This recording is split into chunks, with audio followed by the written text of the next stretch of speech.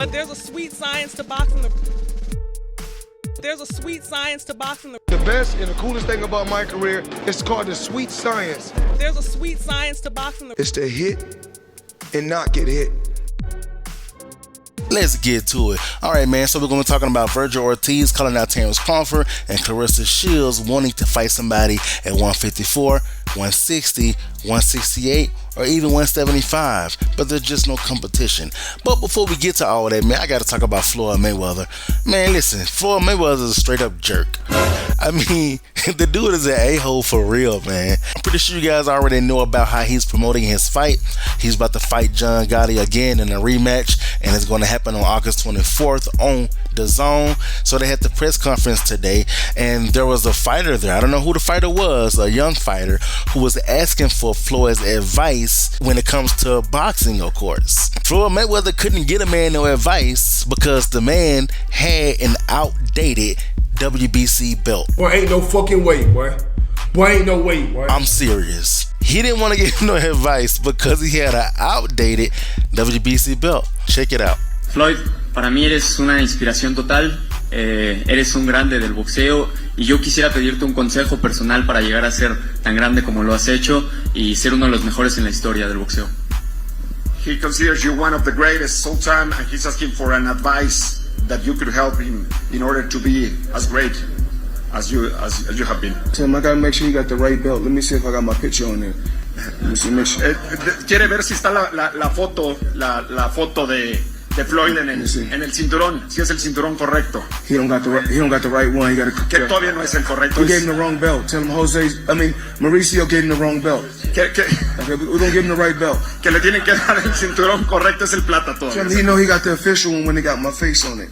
Que será el oficial cuando tenga el rostro de Floyd. So first, before I can give him any advice, he got to get the right belt. Que el primer consejo es que tiene que conseguir el campeonato. See, he's a jerk, man. He's an a-hole. And anybody who try to say he's not an a-hole, you're lying to yourself. Now, is this enough to make me hate Floyd Mayweather? Of course not. He's still one of my favorite boxers.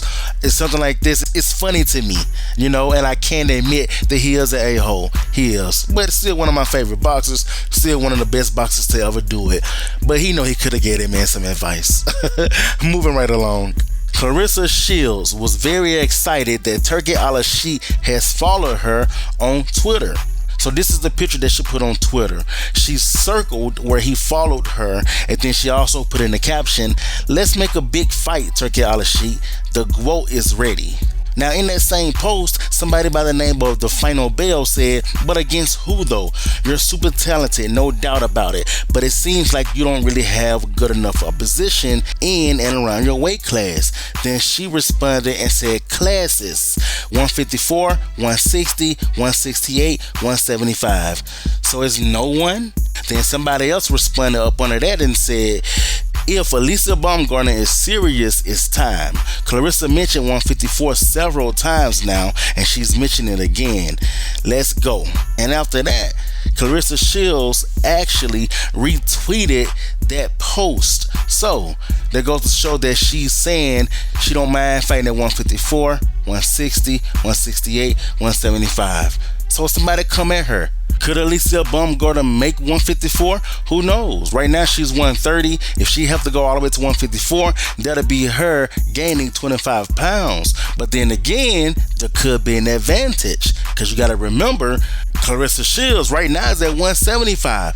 So if Claressa Shields were to go down to 154, she will also be losing a lot of weight. She probably would end up even being drained, because she'll also be losing about 20 pounds. So, could this fight still happen? Maybe it could. I guess only time will tell. Moving right along. Then we got Vergil Ortiz Jr. He put this on Twitter. Top 3 fighters who I would love the chance to run it against: Terence Crawford, Errol Spence Jr., Sebastian Fundora. All talented fighters. No disrespect here. I just want to prove myself against the best. This right here is basically a call out.